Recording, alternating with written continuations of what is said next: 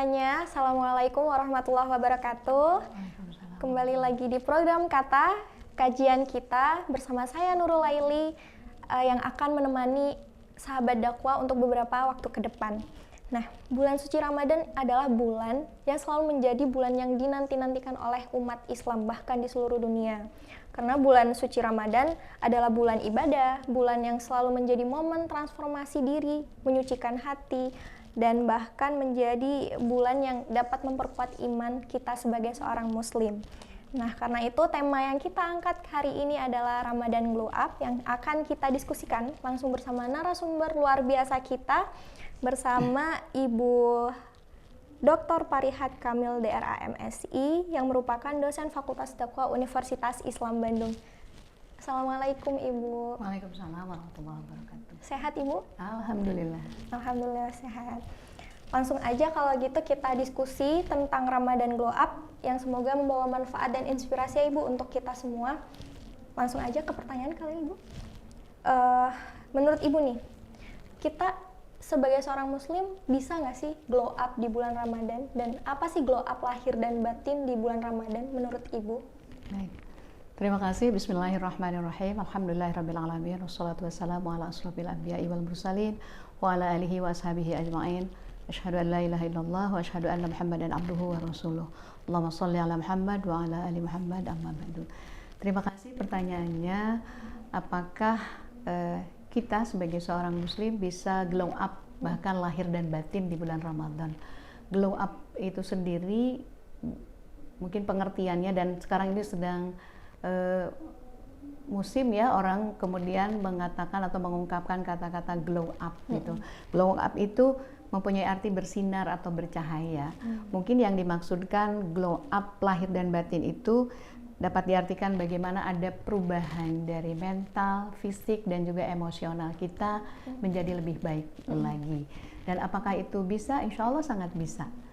Dengan tentu saja untuk glow up lahir, bagaimana kita mengatur, bagaimana dari mulai pola makan, pola tidur, intinya pola hidup kita lebih baik lagi. Insya Allah kita akan mendapatkan di samping glow up lahir, tapi juga glow up batin dengan tentu saja meningkatkan kualitas amal ibadah kita di bulan suci Ramadan. Nah, gimana caranya nih Bu? Gimana caranya kita bisa glow up di bulan Ramadan?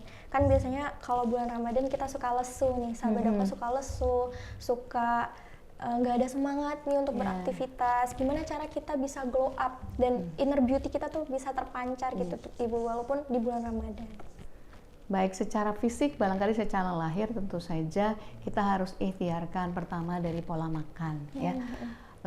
Kalau di bulan biasa kita makan kapan saja ya, boleh jadi selama beberapa puluh jam sampai mau tidur kita bisa makan. Tetapi pada saat bulan puasa bagaimana kita diatur, ada waktu buka dan ada waktu sahur.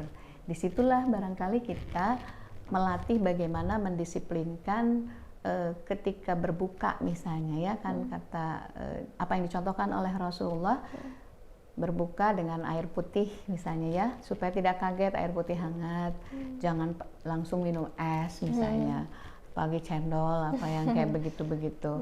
Kemudian juga makan yang manis-manis jangan terlalu banyak. Budaya barangkali di kita ya, bulan puasa itu makanan yang tadinya tidak ada, di bulan puasa ada. Kolak itu selalu menjadi teman kita, apalagi santannya banyak. Dan itu juga kalau misalnya bagi orang-orang yang bermasalah dengan perutnya, bisa saja itu jadi penyakit di bulan puasa itu. Kemudian juga jangan membiasakan buka puasa dengan seblak misalnya, apalagi berlepel-lepel, itu yang nanti merusak kesehatan kita. Di samping tadi minum, makan ketika berbuka, jangan disekaliguskan, sisakan nanti karena kita akan tarawih ya. Jadi jangan terlalu diisi dengan makanan yang penuh ya, nanti sesek kita. Nah, termasuk juga nanti gini, apakah mau makan dulu atau sholat dulu? Nah, sangat situasional. Bagi orang yang bisa, misalnya idealnya memang takzil dulu, setelah itu kemudian sholat maghrib, baru kemudian buka puasa makan. Tapi juga ada yang saya mah mau makan dulu aja, tidak apa-apa, tapi itu juga jangan kemudian terlalu lama, nanti kan maghribnya hilang nanti. Kemudian juga termasuk yang dimakan oleh kita juga harus diperhatikan dari sisi asupan makanan, memenuhi gizinya, proteinnya misalnya, termasuk juga sayurannya. Begitupun pada waktu sahur. Nah, sahur itu kan sebaiknya kalau buka katanya didahulukan, disegerakan, sahur nanti dinantikan, artinya mepet ke paling tidak mendekati waktu subuh, atau di kita ada waktu imsak itu untuk kehati-hatian, menjaga jangan sampai nanti pada saat kita sedang sahur enak-enak tiba-tiba azan. Nah, maka ada imsak itu untuk kehati-hatian, mengingatkan bahwa ini sebentar lagi akan azan. Nah, pada waktu sahur jangan lupa juga makan sayuran, kemudian juga air putihnya karena kita akan beraktivitas selama seharian ya, supaya tetap terjaga fisiknya, energi kita juga persediaan energi kita tetap mencukupi untuk beraktivitas di siang harinya. Jadi jangan sampai nanti saya mah udah kuat puasa nggak sahur juga. Nah, ingat di sahur itu ada keberkahan meskipun hanya dengan seteguk air. Jadi jangan malas nih pada anak-anak remaja nih, mahasiswa pada udah disediain sama orang tuanya. Justru di situ tuh momentum untuk kita juga berbakti kepada orang tua ya. Yang di rumah bantulah menyiapkan untuk sahurnya. Jadi bangunkan orang tua itu sudah disiapkan oleh kita gitu ya. Gitu. Kalau dari sisi itu ya, dari sisi termasuk juga olahraga. Jangan sampai karena Ramadan nggak olahraga, paling tidak setengah jam atau ya 15 menit sampai 30 menit. Jadi jangan habis sahur kemudian tidur again. Seolah-olah budaya kalau bulan puasa mah boleh tidur. Sama di bulan puasa dan bulan yang lainnya juga harus tetap beraktivitas. Gunakan waktunya untuk tilawah Al-Quran, ya, untuk kemudian ikut kajian-kajian. Biasanya di masjid dekat rumah banyak gitu ya, masjid-masjid yang mengadakan kajian-kajian di bulan Ramadan. Ikuti itu, insya Allah kita akan mengisi Ramadan ini dengan sebaik mungkin, baik fisiknya maupun juga rohaninya ya, mental spiritual. Nah, kalau yang terakhir nih Bu, kenapa harus bulan Ramadan nih Bu? Kenapa bulan Ramadan itu selalu menjadi momen transformasi bagi masyarakat ya? Bagi masyarakat, kenapa bulan Ramadan? Gitu. Baik, ada 3 doa ya yang diijabah. Salah satunya adalah doa orang yang berpuasa ya gitu ya. Satu itu. Kemudian bulan puasa itu adalah momentum yang Allah sediakan 1 bulan itu untuk kita umat Islam mengupgrade diri secara lahir maupun batin. Tadi secara lahirnya sudah disampaikan, batinnya bagaimana mengisi bulan Ramadan itu dengan aktivitas ibadah ya. Di samping puasanya, sholat wajibnya, ada sholat tarawih, ada kemudian tilawah Al-Quran. Nah, isi itu, manfaatkan waktu itu dengan sebaik mungkin. Dan karena di bulan Ramadan itu kita bisa melatih banyak hal. Satu, melatih kesabaran. Karena pada saat bulan Ramadan itu kita dilatih untuk bersabar. Kalau belum waktunya berbuka jangan. Meskipun hanya 2-3 menit lagi, ditahan, sabar.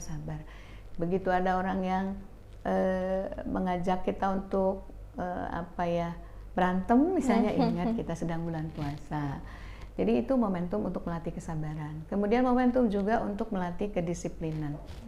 Karena waktu buka, waktu sahur sudah ditentukan, itu kan disiplin. Kemudian melatih juga senantiasa muraqabatullah, dekat dengan Allah. Kemudian juga melatih bahwa eksistensi Allah itu hadir. Sebenarnya bukan hanya di bulan puasa ya, tapi dilatih lagi di bulan puasa agar bagaimana kita melatih eksistensi atau keberadaan Allah itu, sekalipun kan gini, ketika bulan puasa misalnya, kalau kita buka ngagodin gitu, kata anak-anak muda zaman dulu, ngagodin, buka dulu nih nanti pura-pura puasa lagi. Nah, sebetulnya kalau kita tadi menghadirkan Allah, bahwa Allah itu hadir dimanapun kita berada, hal seperti tidak akan terjadi. karena boleh jadi manusia bisa dibohongi, tapi Allah mah tidak. Jadi sampai menembus ke relung hati kita, Allah itu lebih dekat dari urat nadi kita.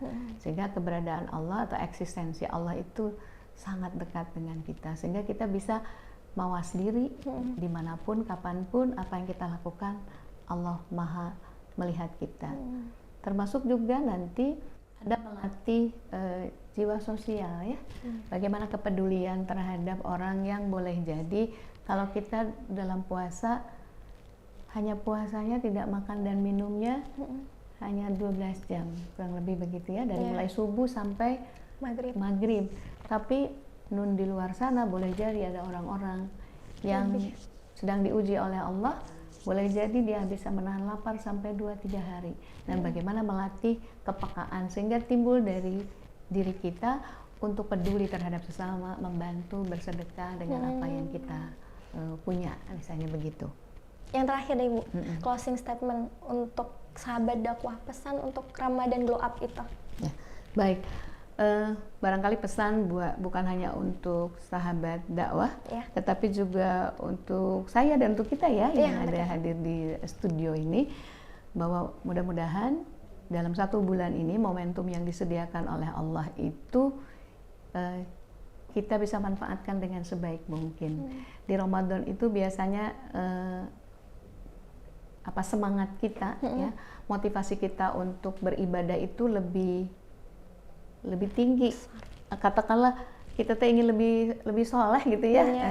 Momentum itu karena gini, di bulan Ramadan itu ingin tarawih, bahkan hatam Al-Quran dikejarnya itu di bulan Ramadan karena pahala yang disediakan oleh Allah sangat berlimpah.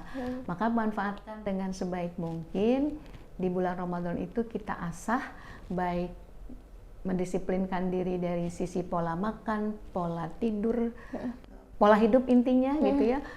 Kemudian juga mengisi dengan kegiatan-kegiatan yang baik, khususnya mengisi rohani kita, baca Al-Quran, tilawah jangan sampai kelewat, supaya pada saat nanti selesai Ramadan kita akan menghadapi 11 bulan yang akan datangnya. Insya Allah diberikan kekuatan dan kita sudah dilatih sehingga kita bisa terus tetap disiplin dan istiqomah melaksanakan kegiatan-kegiatan yang lebih baik dari sebelumnya, baik latihan fisik ya maupun mental dan ruhaninya, sehingga glow up lahir dan batin itu insya Allah kita dapatkan. Ya. Mungkin kesimpulan dari diskusi kali ini, yang pertama, kita bisa glow up di bulan Ramadan. Kita bisa dengan cara apa? Dengan cara kita menyucikan hati kita dengan melakukan ibadah-ibadah yang sebelumnya kita tidak lakukan, ibadah sunnah kita lakukan di bulan Ramadan ini ya Ibu. Kemudian kita juga harus aware sama dengan kesehatan kita. Kita nggak boleh yang berlebihan dalam berbuka Ibu ya. Terus kita juga memperhatikan apa yang kita makan juga gitu. Nah, kenapa bulan Ramadan? Karena Allah memberikan syafaat di bulan Ramadan, memberikan banyak pahala, memberikan banyak kebermanfaatan ya Ibu di bulan Ramadan itu. Nah, oleh karena itu Ramadan kali ini memang bisa untuk kita merubah, bertransformasi menjadi diri kita yang lebih baik. Mungkin sekian yang dapat kita diskusikan di program Kata episode kali ini. Saya Nurul Laili bersama kru Kata izin pamit undur diri. Sekian, wassalamualaikum warahmatullahi wabarakatuh.